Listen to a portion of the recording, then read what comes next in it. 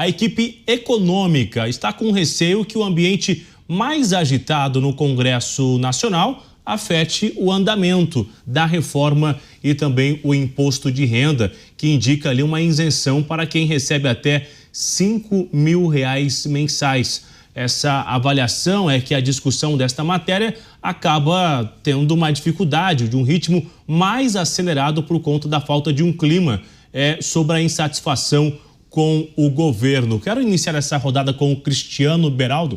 Essa foi um compromisso de campanha do governo, inclusive lá na campanha eleitoral, dizendo que, se caso eleito, aquele que recebia até R$5 mil ficaria isento do imposto de renda. Somente agora, numa final de gestão, já no final do governo atual, é que esse assunto começa a chegar no Congresso Nacional. Chegaram a escolher Arthur Lira, que já tem um ritmo acelerado, para conseguir articular. Nem mesmo assim, Arthur Lira não conseguiu emplacar uma vitória para o governo. Isso, se caso for aceito, se conseguir uma vitória, já é considerado como algo eleitoreiro a essa altura do campeonato, Cristiano Beraldo? O governo, ele quer, de qualquer forma, entregar essa promessa, da isenção de R$5 mil. E olha, o que me impressiona sempre é o nível das coisas que a gente discute no Brasil. R$5 mil é menos de $1.000 por mês. A gente está falando de menos de $12 mil por ano. Em qualquer país minimamente desenvolvido, esse nível de salário nem existe mais. Porque as pessoas já estão, a economia anda, ferve, dinheiro gira, a riqueza é gerada e as pessoas vão se aplicando, trabalhando e ganhando mais dinheiro. Mas no Brasil, fala de ganhar R$5 mil como se estivesse assim, dando um benefício maravilhoso. Não, pessoa que ganha R$5 mil hoje no Brasil está lutando para ter uma vida decente, porque o Estado não entrega nada com qualidade. A pessoa vai buscar um tratamento de saúde, muita gente fica lá na fila, vendo um parente morrer, aí ele tem que ter um dinheiro para poder eventualmente procurar ali um atendimento numa clínica privada, um médico privado. Aí a escola é uma porcaria, aí ele vai ter que se virar, arrumar uma escola decente, que ele vai ter que pagar lá uma mensalidade. Aí ele tem preocupação disso, preocupação daquilo e tal. O que sobra? Uma pessoa ganha R$5 mil, quer fazer uma faculdade de qualidade. Não consegue. Então, a gente vê que essa discussão é num nível de absoluta mediocridade no Brasil e nem isso o governo entrega. A gente vê que, como isso foi utilizado na campanha, o governo é refém dessa promessa e aqueles que comandam ali o Centrão no Congresso Nacional vão fazendo o governo o que bem entendem e o governo vai ter que ceder até ver isso aprovado. Porque, como você disse, convenhamos que Arthur Lira ele é um grande conhecedor e articulador na Câmara dos Deputados. Se ele tivesse efetivamente empenhado em fazer esse projeto andar, esse projeto teria andado. Se não andou, foi de propósito. Foi algum entendimento ali que não foi feito com o governo federal. Só que o governo federal, como ele gasta muito e gasta mal, ele também não consegue aumentar a sua arrecadação. Ele só aumenta a arrecadação se ele, como diz o boné do Dávila, enfia a mão no nosso bolso de forma mais funda.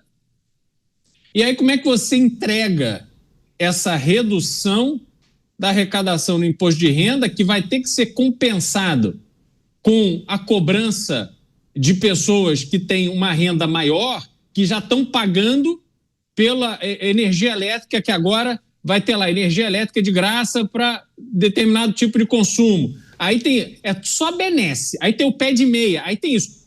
Você só tem um grupo na sociedade pagando essa conta. Vai chegar uma hora que ninguém mais aguenta pagar. Então, a dinâmica que se criou no Brasil hoje é a dinâmica da pobreza, da limitação e da esmola para comprar voto. Não tem dinâmica de crescimento, de ampliação da riqueza e de prosperidade.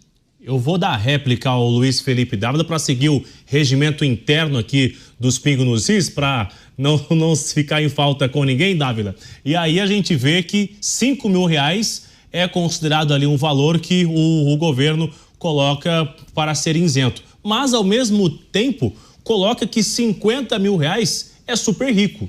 A gente vê que a inflação está muito alta e eu estava numa discussão da Câmara dos Deputados que o relator estava colocando em discussão com alguns segmentos e disse, ora, se ficar com o super rico, daqui a pouco, com vários impostos, vai ter o super pobre, né? Com esses impostos. É com essa linha também que nós estamos chegando do super pobre e o super rico, se aumentar tanto assim uma taxação, enxergando aqueles que recebem 50 mil como um super salário?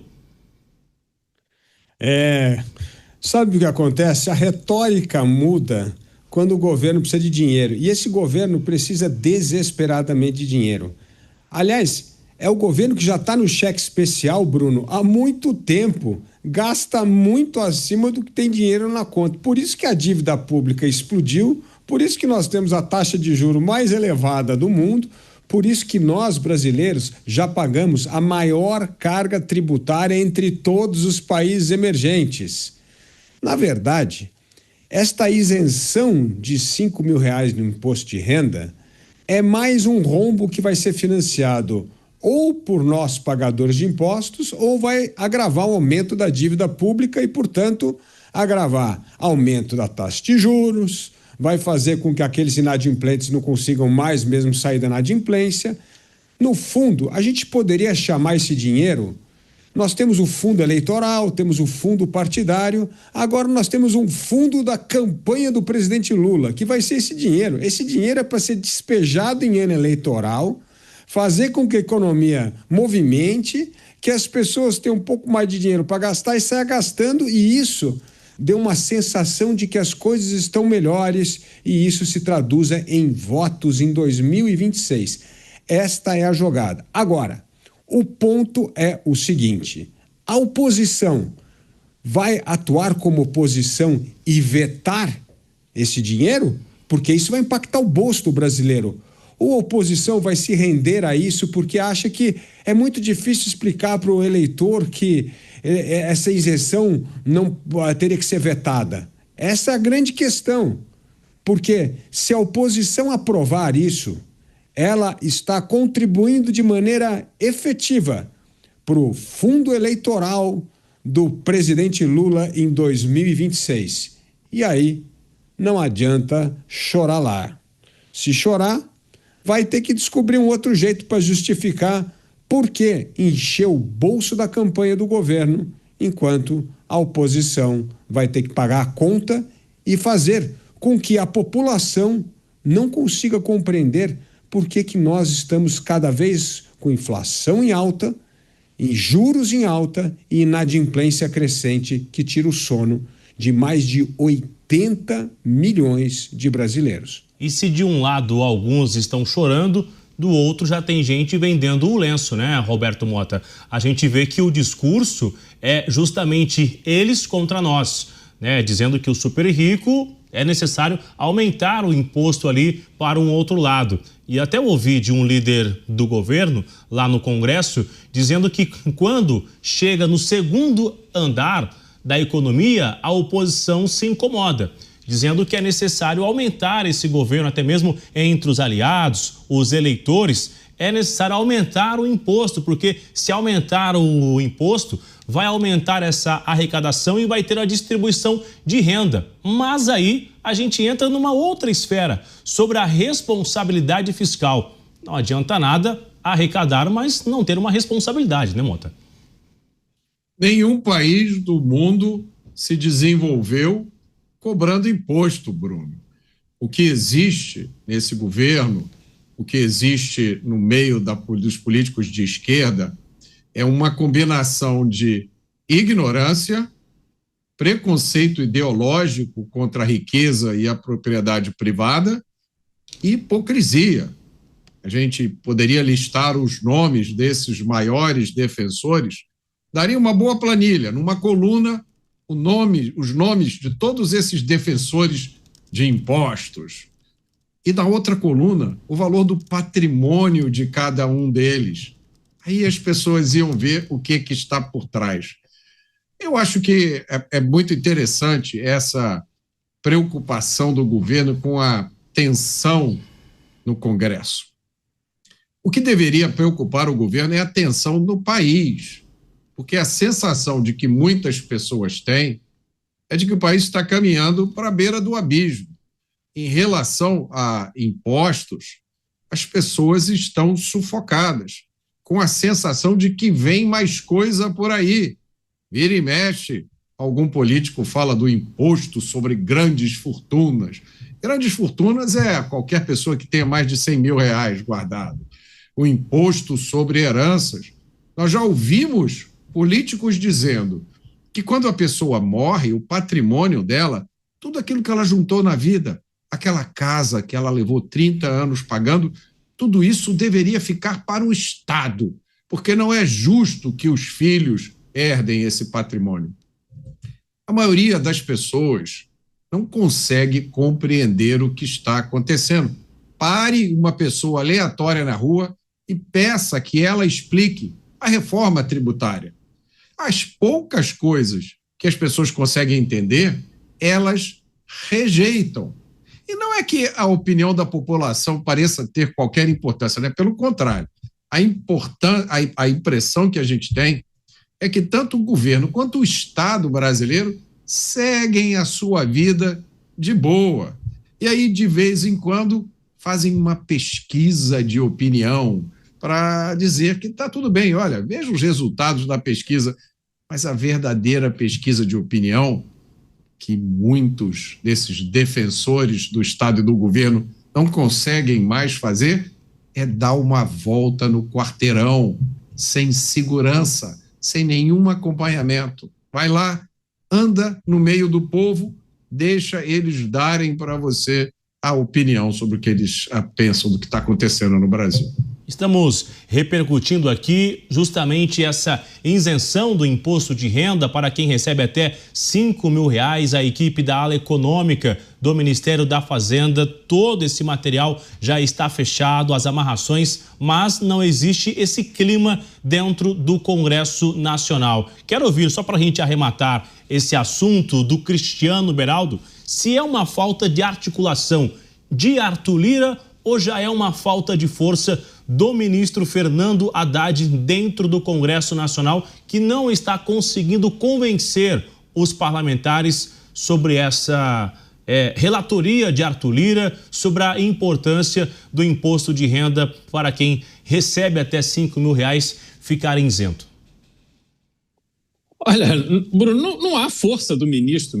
O ministro Haddad nunca foi forte, porque se nós observarmos a condução da economia, a condução das contas públicas, nós vamos ver que o ministro, por mais bem intencionado que seja, não estou nem acreditando a ele a autoria desse absurdo que se formou no Brasil na área econômica, mas ele é forçado a praticar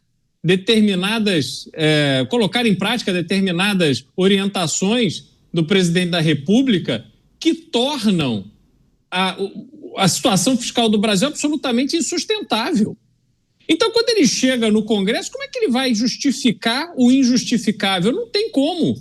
Ele, obviamente, ele já chega ali com a cabecinha baixa e dá declarações, às vezes até cheias de energia e tal, quando não tem ninguém para rebater, porque no debate ele não tem argumento. Nós estamos observando essa forçação de barra para caracterizar quem tem um pouco mais de sucesso na vida como se fosse um vilão. O problema, Bruno, é que é graças a essas pessoas que estão tendo uma renda um pouco melhor que o Brasil minimamente está parando de pé, porque senão já tinha desmoronado. Ora, falar que você tem que distribuir a renda, eu distribuo renda. Eu trabalho, saí de casa com 21 anos de idade, fui à luta, com uma mão na frente e outra atrás. Estudei, trabalhei e distribuo renda dentro da minha casa e para as pessoas a quem eu dou emprego. Então não venha com essa história de que eu tenho que me responsabilizar pelos demais. Quem tem que se responsabilizar pelos demais é o Estado brasileiro, criando um ambiente econômico que permita aquelas pessoas a trabalharem, caminharem com as próprias pernas e progredirem. e principalmente algo que se perdeu no Brasil, que é a vontade de progredir. O governo, neste 5º mandato, o governo, ele meticulosamente transformou o Brasil num país de medíocres. Transformou o Brasil nesse país em que as pessoas se acostumaram com a esmola do Bolsa Família, do Bolsa isso, do Bolsa aquilo. Você vai oferecer um emprego, ninguém quer. Quantas e quantas histórias todos os dias eu ouço disso. Às vezes a pessoa quer corrigir alguma coisa em casa, pintar uma parede, não encontra mão de obra. Porque é pleno emprego? Não. Porque as pessoas estão habituadas à sua vida medíocre. Num país que não oferece oportunidade, que não oferece esse vento da prosperidade soprando na cara das pessoas para elas se darem conta que há uma única direção para seguir, que é a direção do trabalho, da dedicação, para ter as coisas, para construir alguma coisa. Mas a gente não vê nada disso acontecer.